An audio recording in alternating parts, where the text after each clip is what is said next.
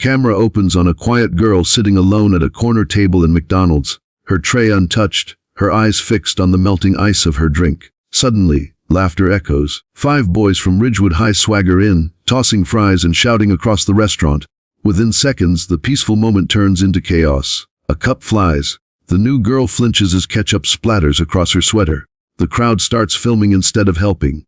But no one, not even those 5 boys, had any idea who she really was, or what she was capable of doing next. Stay till the end, because what happened inside that McDonald's changed the entire school forever. Leela Bennett had only been in Ridgewood for 2 weeks. Her father, an engineer in the army, had moved their family from base to base her entire life. She had learned to stay quiet, to stay invisible. But high school in Ridgewood was different. Here, silence wasn't safety, it was a target. Every lunch break, she sat alone, eating in the corner of the cafeteria with her headphones in, pretending not to notice the whispers. Why does she talk like that? Did you see her old clothes? She's such a weirdo. She wanted to fight back. Not with words. Leela was trained differently. Her late mother had been a martial arts instructor, and since she was 4, Leela had trained every weekend at the dojo her mom built before passing away.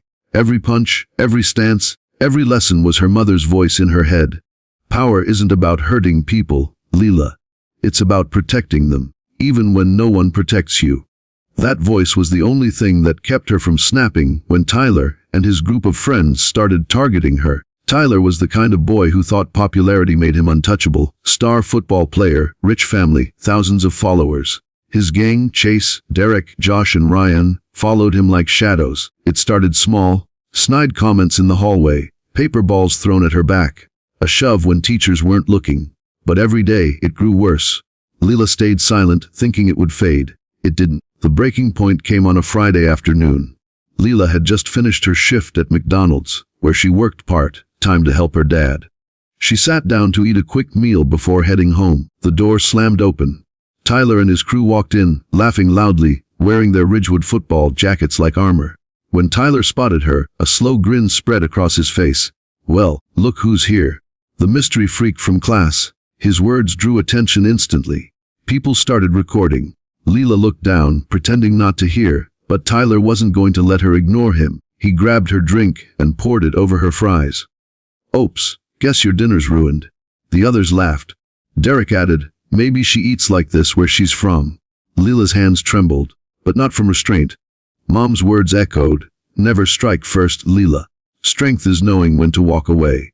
She stood up quietly, picked up her bag, and said softly, "I don't want trouble." But that wasn't enough. Chase shoved her shoulder.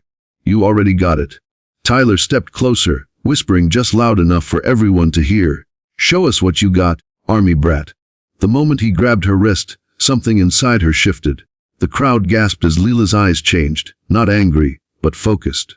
She twisted her hand out of his grip with surgical precision, stepped back, and in one motion, flipped Tyler's arm over and sent him crashing to the floor. The tray clattered, drinks spilled, and the entire restaurant went silent. Seconds later, Derek lunged forward. She sidestepped, swept his leg, and he hit the ground hard. Josh tried to swing, but she ducked, spun, and used his own weight against him. Within moments, all 5 boys were sprawled across the McDonald's floor, groaning, stunned, and humiliated. The crowd that had been recording was now speechless. Someone whispered, "Did you just see that?" Leela looked around, trembling from adrenaline. "I told you. I don't want trouble," she said quietly, and walked out. That video didn't stay in McDonald's. By nightfall, it was everywhere.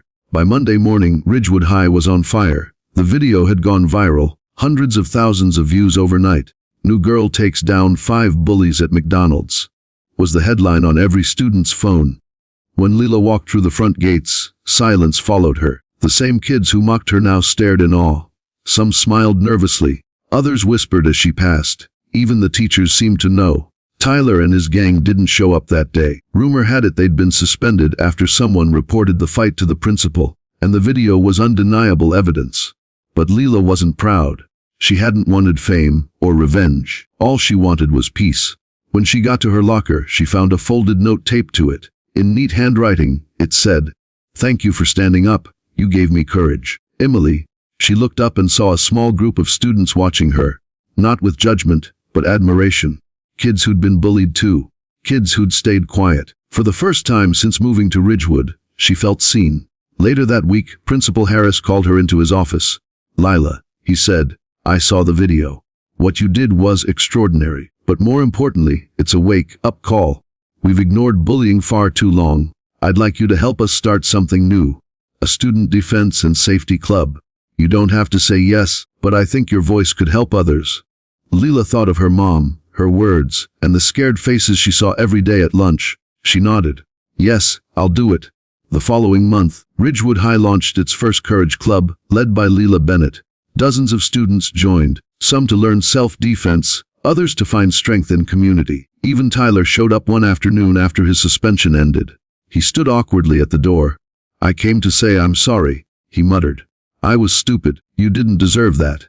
Lila looked at him for a long moment. Then she said, "Everyone deserves a second chance. Just make sure you use it right."